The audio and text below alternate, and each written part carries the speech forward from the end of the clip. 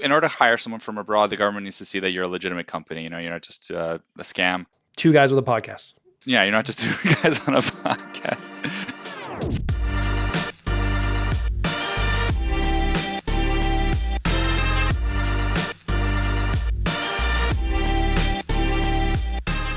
Hello and welcome to another episode of the BetaKit podcast. I am Douglas Saltis, editor-in-chief of BetaKit, and my co-host, as always, is Rob Kennedy. Okay, so it's a weird time to talk about foreign talent acquisition, given the amount of layoffs we're seeing in Canadian tech, but it's an important conversation to have. Why? Well, the current tech downturn won't last, and companies are still hiring despite the layoffs. But the reality is that the global talent stream is currently broken. And that problem will last a lot longer than any downturn. How broken? Well, according to Ilya Brotzky, CEO of VanHack, the normal processing time to bring in highly skilled tech talent to Canada right now is 4 to 6 months. It used to be that the fast track visa, initially launched in June of 2017, was 10 days to 2 weeks, and no more than 4 weeks 80% of the time. That fast track program is no longer fast.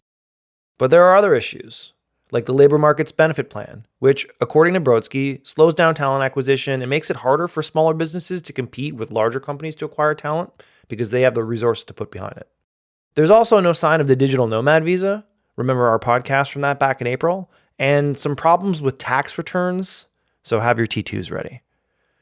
What was once a boon for this federal government in promoting Canada to the world is now a boondoggle. So layoffs or no, we have to talk about it.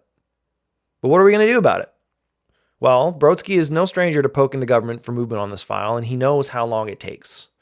BetaKit reported on VanHack launching a petition urging the feds to launch the global talent stream back in August of 2016, almost exactly 6 years to the day of this podcast recording. And yes, VanHack is back with a new petition, urging the government to reconsider the labor market benefit plan, but also hoping to raise awareness of how our global talent stream needs to be streamlined. You can check out the petition at vanhack.typeform.com/petition.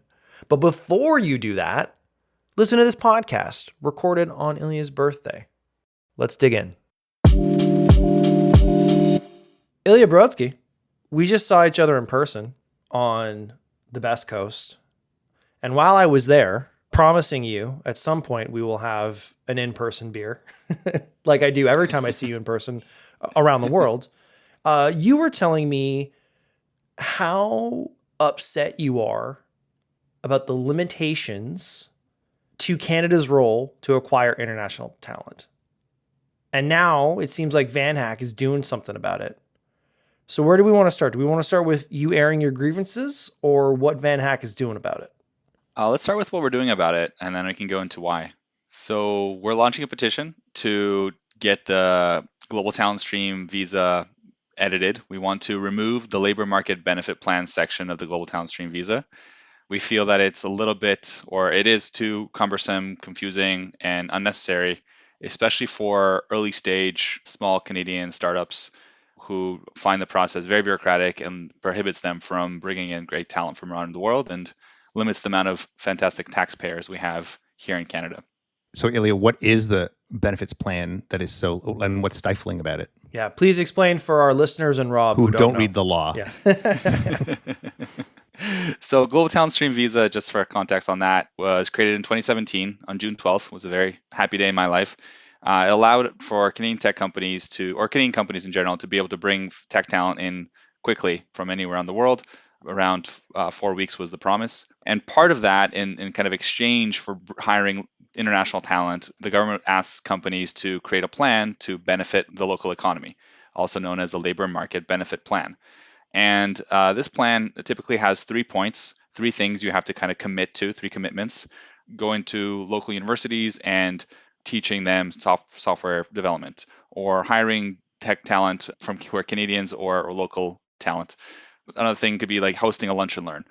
Things that don't seem too difficult, but when you're a 3, 5, 10 person company, you have limited budget, limited time, and you're just trying to kind of stay alive, get some revenue, build and ship products, it becomes an issue. So much so that many of our customers are coming to us and saying, hey, not even just customers, people who are thinking about hiring from abroad, they come and say, hey, we'd love to work, on this, but this labor market benefit plan thing, it's is just too complicated, and we can't afford to make these commitments. And at the same time, you have large companies like the Amazons and Microsofts of the world who can easily afford to do all this. They have the whole departments dedicated to learning and development and training and growth of their teams. So it's a little bit unfair, and I think it's hurting the kind of smaller startups' ability to attract talent, given that it is such a hot talent market, especially on the software engineer side. So that's what the labor market benefit plan is. Not many people know what it is, but it's something that I don't think any other country has. Like, for example, Germany, Finland, Ireland, all these other kind of progressive Western countries that are attracting tech talent. And Canada's but fighting for talent with. They don't have these things. They just say, you're a developer, you have a job offer, come on in and live in our country. Yeah, and so people, I think, forget to, I mean, we had you on the pod, but before we had you on the Black Swan flavor of this podcast, I mean, 2017 was Trump's first year, right? And so Canada opening its doors to all comers was exactly the opposite to what was happening in the States at that point. But Ilya, did they change? I mean, the same government-ish from 2017. Did they change the plan in any way, shape, or form? And if not, why now? It hasn't changed. It's always been around. It's starting to come up more and more as an issue. So before, I think everyone was kind of excited to have the new global talent stream visa out. We want to finally be able to bring in all these great developers, give our local talent market some more fresh blood, if you will. No, blood is good. We're pro blood on the Beta Kit podcast. We need some relief in the shortage of the talent supply, but we're starting to see that with the rise of remote work, people can work from anywhere. The demand for bringing them in is still there, but a lot of companies, if they have to go through this process or they don't, they still get the same candidate.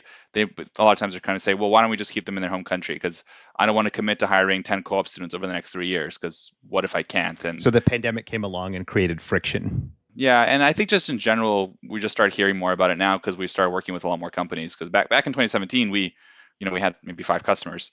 Now we're almost 1,000 customers, and we're just starting to interact with a lot more early stage companies across the market and hearing this over and over again, and it's becoming a trend. So yeah, before we were just super happy to have the visa, and now we're trying to say, well, hey, it's been 5 years. How can we make it better? Yeah, and at that time, it was still an open question as to whether or not this thing was going to be finalized, right? Because it was still in a bit of a trial mode, right? And there was a huge educational component. I can't remember if back in the CanCon days we had you on a podcast talking about it, but I know we were certainly writing about it on BetaKit. Just to play the other side here before we, this is a full airing of the grievances pod, but we want to give a fair shake to this. Like, what's the optimistic consideration of why the labor market benefit plan portion is in place? Like, what was the intention behind that? Yeah, I can't tell for certain because I wasn't in the room when it was drafted, but my opinion is that it's because it sounds good for the general population. So when you're a government creating laws that's going to bring in immigrants, you kind of want to say, well, hey, what are those people who are maybe anti-immigrants and are thinking, oh, like immigrants are stealing our jobs, etc. What's this going to do for the local labor market? So I feel it's kind of just a political thing to kind of cover your butt and say, oh, hey, we are bringing in international talent, but look at what we're doing for the local labor market too, and quantifying that local labor market piece. So you can kind of say that these companies put in X amount of volunteer hours, they hired X amount of local workers, they give this amount of training. The thing is that all those kind of things already happen when you bring in international talent. Like if you bring in a team lead from let's say Jamaica, first country that comes in mind, that person then allows you to hire a team underneath them. They train those people, and that just happens anyway. Yeah, that's why I think they created it. It kind of just to make it look good, and I get that, but I really don't think there's a case against bringing in international tech talent these days. It's essentially, especially when you see the fact that the alternative would be just outsourcing that and hiring that person in their home country and sending that money outside of the country. Okay, so it's a little performative in your eyes, and I'm assuming in the eyes of your customers. But then specifically for companies of a certain stage, you're saying have no issue facilitating this.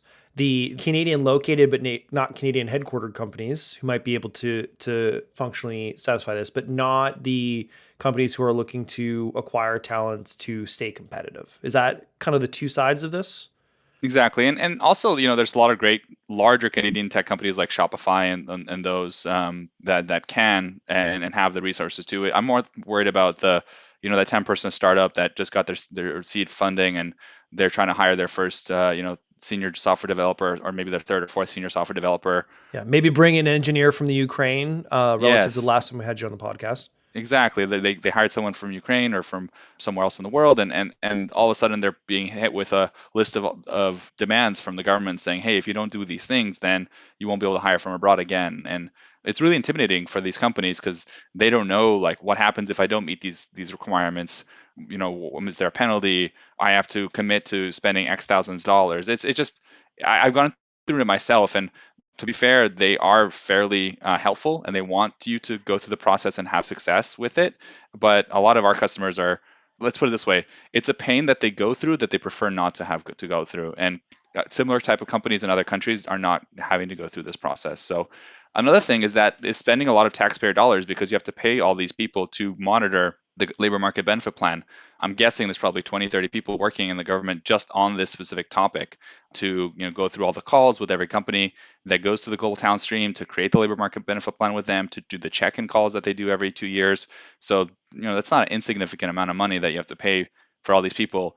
Plus, there's a huge delay now. I remember when I said it in 2017, the promise was to be processed in 4 weeks. Now the process is taking 4 to 6 months. So these are other grievances, I guess. Yeah, let's stick on this grievance because I know you had kind of inferred previously that it was taking longer. Rob said the magic word, which was friction, and I think there's agreement here. But let's just talk about the timelines here because I believe the initial promise for there's the global talent stream and then it was like the fast track visa component of that. And I can't remember if it was initially 2 to 4 weeks or 4 to 6 weeks, but the 4 weeks was hovering in their target range. You're now saying it's taking 4 to 6 months on average? Yeah, originally the province was that 80% of the time it'll take 2 weeks for the LMIA, the labor market benefit plan, which is kind of the company side of things, and then another 2 weeks for the work permit, which is the candidate side of things. So first you do the LMIA, you get that code, and you send that to the candidate, and the candidate applies for the work permit from their home country, and then each of those two processes should be taking 2 weeks each for 4 weeks total. Now we're seeing 5 months as an average time to process the work permit and the LMA and the work permit combined. About 2 months for the LMA and 3 months for the work permit. And this isn't a huge problem, especially because remote work is more prevalent. But a lot of companies would prefer to have that talent, in their city or in Canada sooner, and the talent wants to relocate sooner as well. You should stay in the Ukraine for 6 months. Yes, we'll call you when you should come to Canada, but just stay. Look up. Yeah. That's on the outside end of, far on the outside end of acquiring any sort of desirable talent in any field in any sector, let alone tech, right? So what's causing this? I would think most Canadians are familiar about what's going down at the passport office. Is this just an overburdened infrastructure impeded by COVID and a lot of backlog here? Is this actually being caused by the success of the program and a desire to immigrate to Canada and things like that? What 10x the delivery time of bringing in fresh hires to Canadian soil? I think it's the first one. I think just the government in general is a little bit overwhelmed right now with all the different processes that are happening. There hasn't been, I think there's been 1 or 2 express entry draws in the last year. And I couldn't point to one thing and say it's this, but I think we could just, in one kind of paint it with a broad brush that say post pandemic, the government's been dealing with a lot of changes and challenges, and this has been one of the things that has been affected. But it's already kind of coming up to I think 3 years since the pandemic, right? So that kind of quote unquote reason / excuse is starting to fall flat in my opinion. How much time do you need to get your SHIT together? Okay, so let's go through. We'll talk about getting the SHIT together. I'll just say it on your behalf. We want the government to get the shit together. That's why we're having on the podcast. I know you, but you need to strike the balance between representing the interests of a demographic of people, which is why you're going petition. And Rob and I are just 2 guys with a podcast, so we can say whatever we want. But I want to make sure we isolate some of the related grievances tied to this, and then we talk just about some of the broader talent issues. I know we've talked on this podcast before about government having crazy ideas around a digital nomad programs and things like that, but I just want to talk about the rest of this because I think you had mentioned prior to in the prep for this that there's just some application issues in terms of issues related to Canadian companies maybe being able to prove that they have the funds to pay workers because they're they are high growth venture-backed companies that are running at a loss, so they don't have maybe the documentation that would normally let the government feel comfortable that this isn't like a very bad idea. We kind of saw this during COVID, where like none of the startups in Canada could apply for any of the like small business loans or things like that because they couldn't demonstrate that they were losing money because they weren't Black making Swan money. episode 2, I believe. And honestly, when we had Minister Baines on the podcast saying that they were going to kind of solve for it, and they did solve for it through the ISED. What's going on here with like tax returns for this, especially 5 years in? Yeah, exactly. So there's this, in order to hire someone from abroad, the government needs to see that you're a legitimate company. You're not just a scam. Two guys or, on a podcast. Or just, you're not just two guys on a podcast. You want to see RT2? Holy cow. Not even close. We've already had our lawyers on this podcast way too many times for my liking, and they were not We very can IPO, friendly. but we have the T2 is still 0. It doesn't really matter. So yeah, so the government just needs to make sure that you're bringing in these people and you're able to sustain them and make sure they don't live on the street, etc. Of course, that wouldn't happen, but then part of that is you need to prove that you have these funds and to pay for them, and they ask for T2 tax returns, and usually companies are running at a loss, and in that case, then they need a letter of attestation. And it just sounds, it's a simple thing. Well, not that simple of a thing, but the government, basically what that is a CPA needing to swear that you as a company have losing money on purpose. Yeah, that you are actually able to pay for this. And for example, we were working with a company that has KPMG as one of their accountants, and just like the bureaucracy to get a firm like that to write you a letter is huge. And there's some CPAs that just don't flat out say no, they don't want to write this letter. So I think something like just being able to show bank statements or some other way that you can prove, because you definitely want to be able to know that this is a legitimate company, but sometimes again, this is due process so. Running up against the conditions on the ground here, and Exactly. I'll say this is kind of an ad, but they're not a paid sponsor. Why not check out Live CA, who are BetaKit's accountants 3. who are very familiar with this stuff. Yes, Black totally. Yes, there are totally. Just listen to the first like 5 shows of the thing, and you'll get what Ilya's talking about. But again, there are people more inclined to negotiate in the language of the lingua franca of startups and innovation Canada. I'm wondering though, like as it relates to this, we're talking about these are well-intentioned policies that are designed to protect against misappropriation in certain ways. But at the very beginning, we were talking about the global talent stream. There was a lot of work that needed to be done when it comes to, I don't know if they're like flags or codes for certain types of jobs and roles. And there needed to be work done to identify the types of tech workers that we were trying to bring across to like be applicable for some sort of fast track visa. Are you aware of any similar kind of code or tracker for startups, for like high growth, venture backed, hard burning companies, or are they just reviewed in the same way as every other business in Canada? I think they're reviewed as any other business in Canada. I don't know of any differentiator or way that the government can determine someone is a high growth startup or just mom and pop shop. Okay, so then let's go to kind of your final grievance here. We kind of mentioned it a little bit before. We've talked on this podcast about the government. I think in their last budget they noted they were exploring. I think CCI, Council of Canadian Innovators, was recommending like this digital nomad visa would be a really cool thing. We kind of checked against that because it seems like how would this be useful? But they saw it as a soft landing to get international talent in love with Canada by living here, working here for a couple months, and then maybe eventually deciding to stay. It was widening the funnel a little bit. And having just returned from Traction, where I met a bunch of high profile American investors, operators, CEOs who were like, yeah, Vancouver in the summer is a great place to be. I was very happy to fly here. That seemed to resonate with me a bit more with this intention. Where are we at with this digital nomad visa, right? Like government's on it?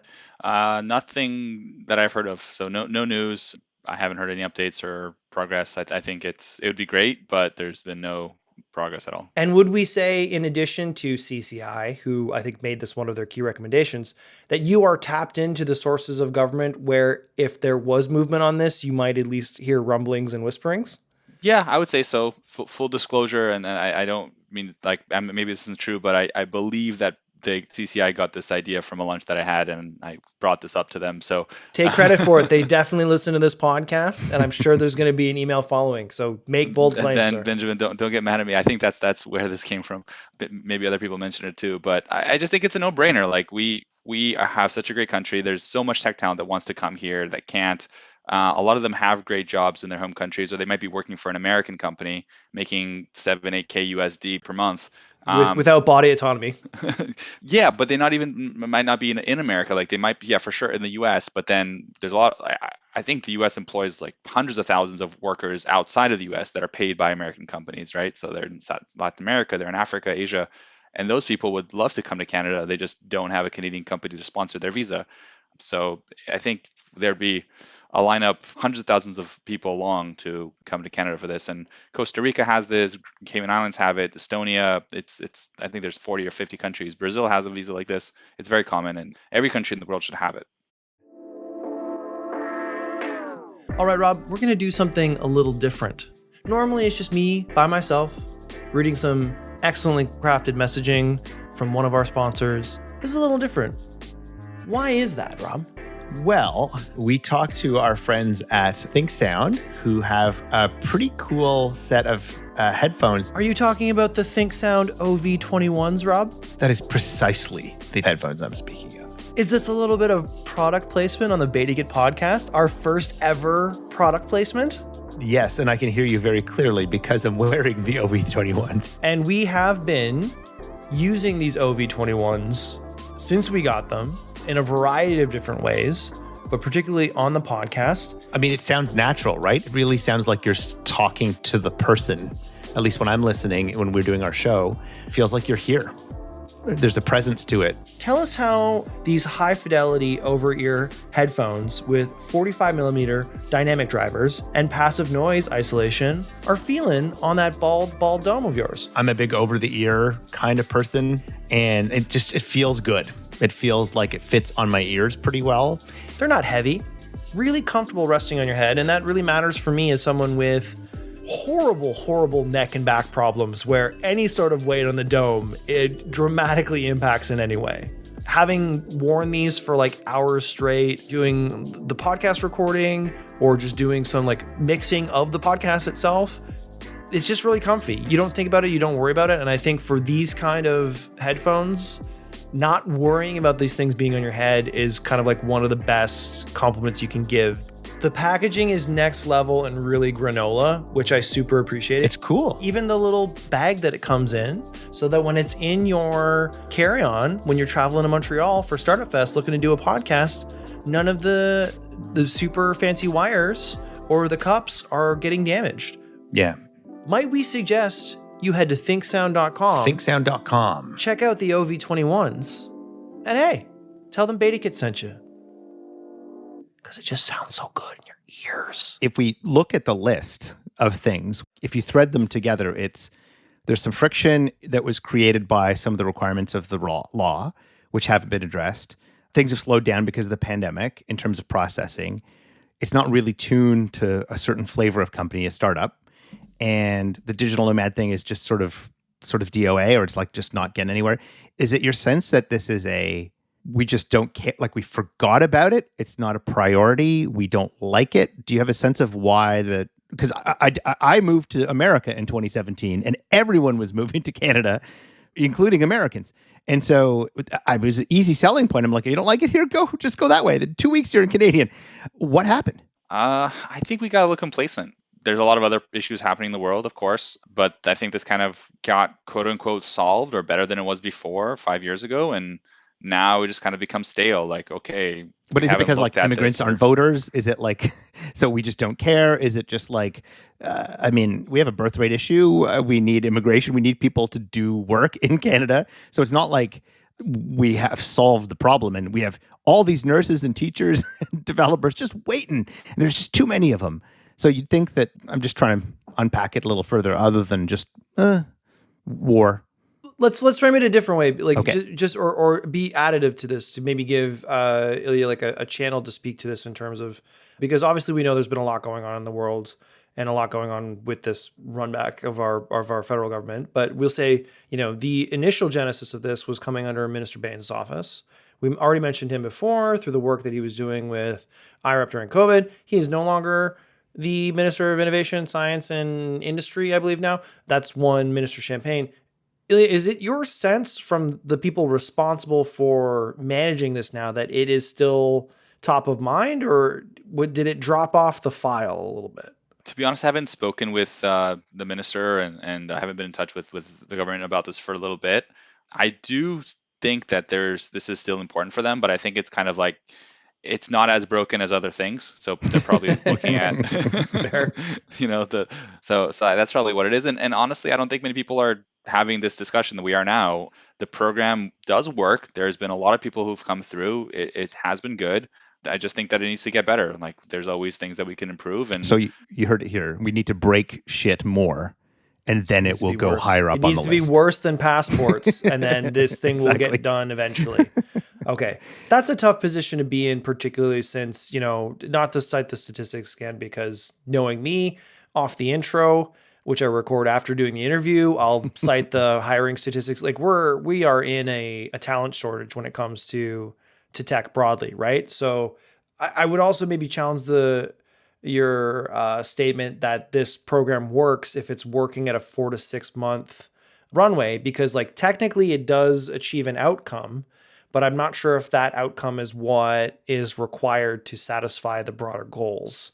So I'm wondering, you had mentioned like we've thrown out the Council of Canadian Innovators, which is like a major lobby group for a certain group of high scaling Canadian tech companies. We've been throwing ministers' names around. Obviously, there's an intersection here. This isn't just a tech story. This is a hiring story. It's a very personal story when we talk about the immigrants that are coming into Canada, but it's a political story. How much work does VanHack have to do to advocate for this stuff or intersect with the channels of power to make change? Because we'll get back to the petition in a minute, but it's a surprise to me to hear from you that you haven't been able to have these conversations or check in a while, given that like your business and your goals are kind of dictated on whether or not the federal government plays ball, right? Like they can completely change the conditions of the game for you. So how much energy and effort does VanHack put into advocating for these or paying attention or reading the tea leaves to see what's going down?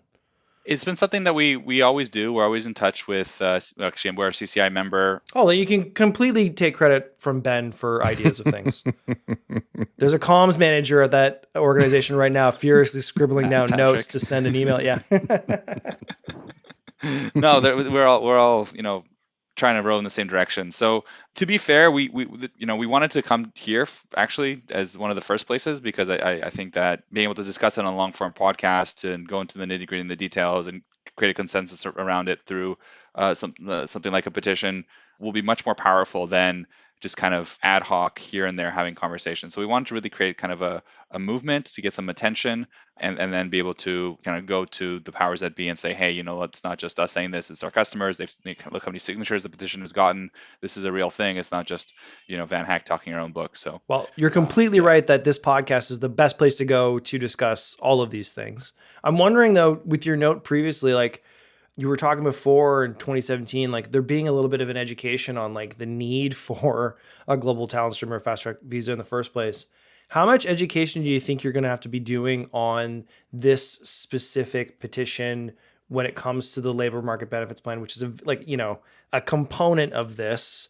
Are people going to respond? Do you see this petition as being a rallying cry to slam a Miracle on 34th Street, like just boxes of signatures on the desk? Or is it more just to start getting the conversation going as to like, oh yeah, why is this taking so long? Why do we have to do this? Isn't it time for, an upgrade? Like, what do you hope to achieve with this petition? Yeah, I think will be a rallying cry. I think it's kind of like when you have a pebble in your shoe that's small, you're able to tolerate it because you can still keep walking. But over time, it creates a problem. So why don't we just remove that pebble, remove that friction? I think a lot of people who have gone through it, I think, like you said, it is a small fraction in this very kind of niche thing. But if you have gone through it, if you have been on those calls, have been asked to create these requirements, you'll understand that I prefer to have 10 hours of my life back, or how many hours you spent on this back, and focus that time and energy on my business than you doing more government paperwork. So as frictionless as we can make it, the better. Like in Singapore, you can apply for, get your SMS notifications that your visa was approved and work permits. So there's a lot of technology that can be done. It's just a silly example, but there's The advanced yeah. Singapore tech of text messages. Yeah. Just a kind of funny thing, like you weren't able to submit an email or like an online application. You're literally submitting these applications by fax up until a year or two ago.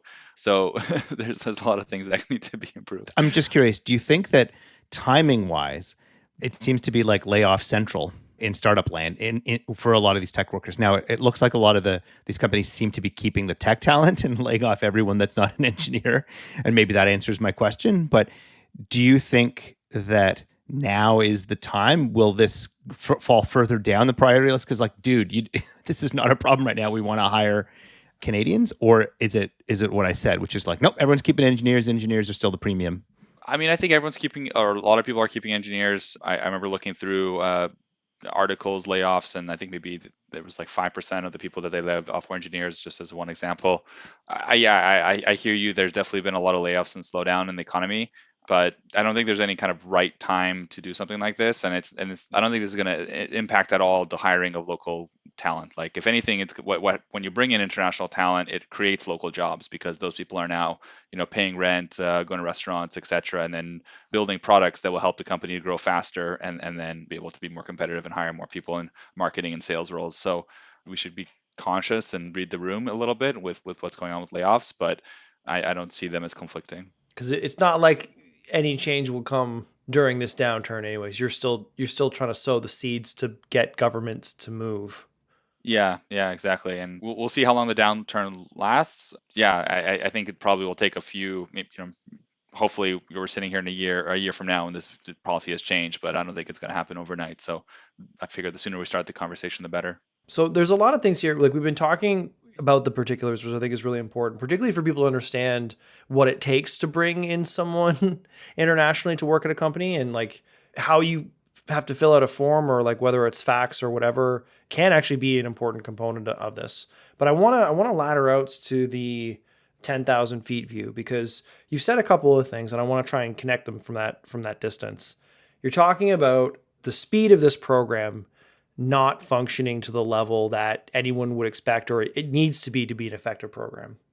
You're talking about Canada kind of being behind when it comes to, let's say, the operational infrastructure required to do this properly, whether it's just like not taking advantage of, if not modern technology, like recent technology that would just facilitate this a little bit easier.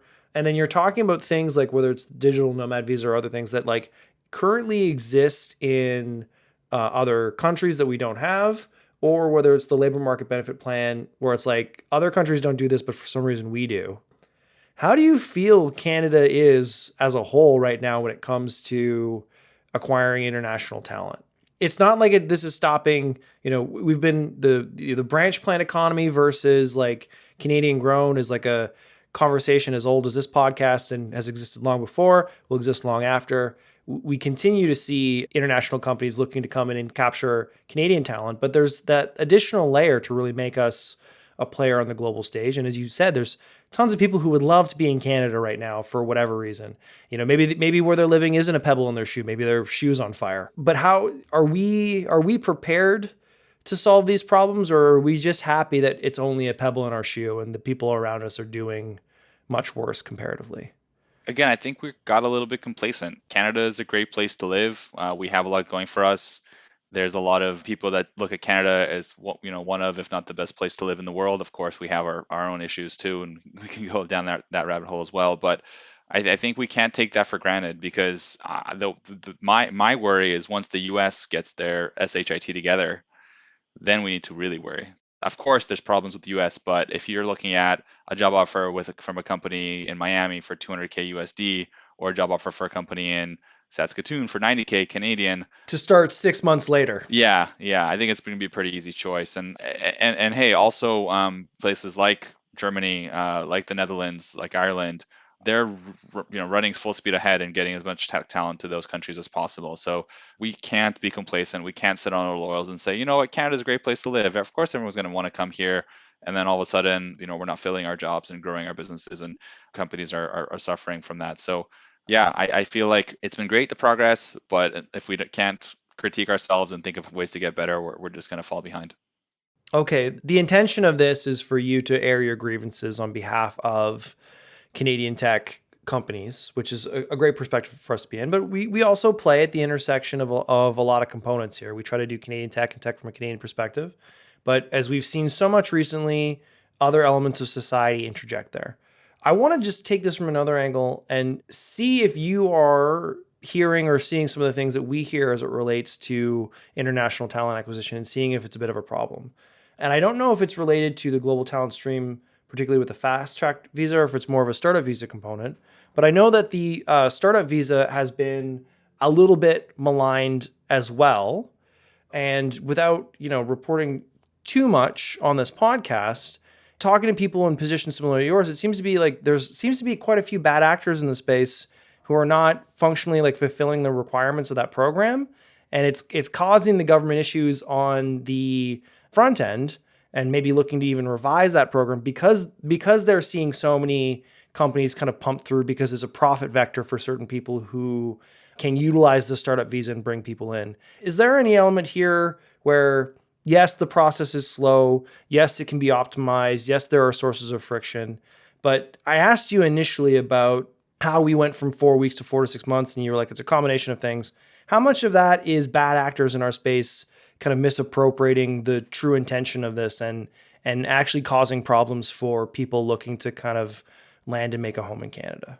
It's a great question. I personally haven't seen any bad actors. I'm sure there's probably been a few over the years that are out It's there. me. I'm sorry. Again, we're only good at being a Ruin it for podcast. everyone. Look, you should see my T2. T2 though. Holy cow.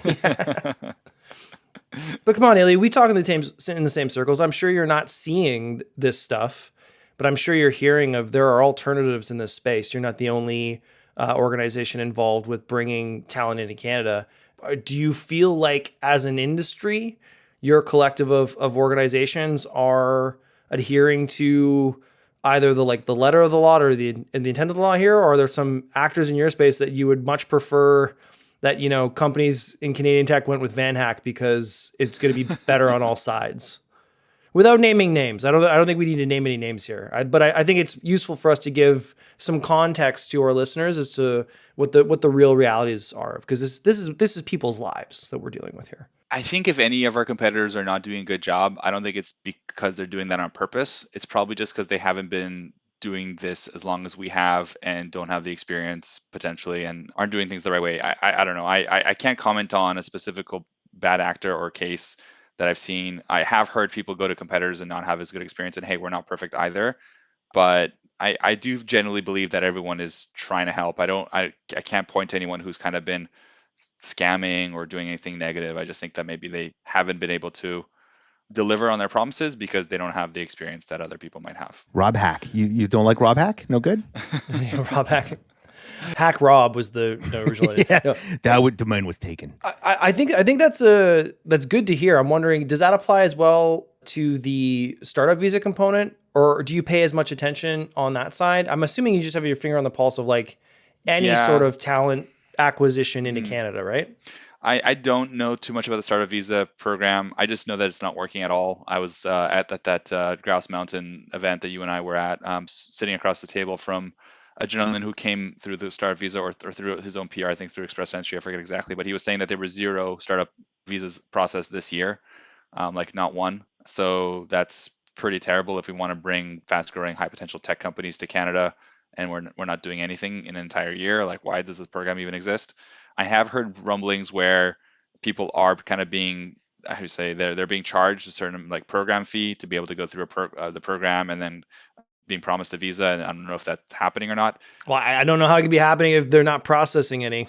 That doesn't sound good. Yeah. So I don't know. I can't really comment too much other than that, just because I'm not familiar with the process and the results. I just kind of have heard that the startup visa program in general is not working at all. And yeah, that definitely needs to be fixed, because I know there's a lot of entrepreneurs who want to come to Canada and grow their businesses here, but they're not able to do that right now. So, okay. Yeah. Then let's close this on the positive outcome and the intention here. Obviously, making the right call, starting with the best Canadian tech podcast around to talk about this issue, educate more.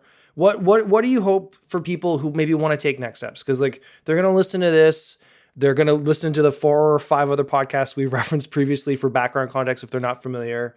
We'll obviously link to the petition here, but the petition is a direct action. If they're looking to go for more information elsewhere, where would you want to be sending them? What do you want them to be reading? What do you want them to be doing if they want to get involved with us? I think the petition is a great first step. We'll get in touch with everyone who signs a petition to thank them and see if they, want to have another conversation about things that they're seeing in the market. It'd be great to have a few stories as well of people who have gone through the process and maybe haven't had the best experience in addition to the ones that we have with our customers. I think that if anyone wants to get in touch, we're pretty open book. So my email is ilya@vanhack.com. Get in touch with me there, or sign the petition and we'll reach out for sure. That petition address is vanhack.typeform.com/petition. We'll obviously link to it, but just to make it really easy for you. And then, Ilya, man, super appreciate you being willing to do this. This petition will be live by the time you're hearing this, but it's only the start of the process. We would love, as we promised earlier in the year, to keep checking in with you to see how things develop and keep having you kind of report back to us almost in a way of what you're hearing as you try to bring just more tech talent into Canada. No, my pleasure. Fun fact, today is actually my birthday. Man, are you serious? Yeah. Happy birthday. Yeah, and I was thinking about it today. It's like, what else would I rather be doing on my birthday than talking about, Canadian tech immigration? So man. On the best Canadian tech podcast out there, for sure. Jeez, I feel... it's always a wonderful thing to have people on the podcast who listen to the podcast, and I know you're one. And part of the reason why I feel so guilty that we keep avoiding having like a beer in person whenever we're together is because of that. But, for you to be putting in the time to speak to this and doing this additional work above and beyond, like on your birthday, for anyone who heard about the work that you were doing, trying to bring in Ukrainian refugees into Canada earlier in the year, they know that you, like, this is what you live and breathe, man. So on behalf of the BetaKit podcast, happy birthday. Thank you.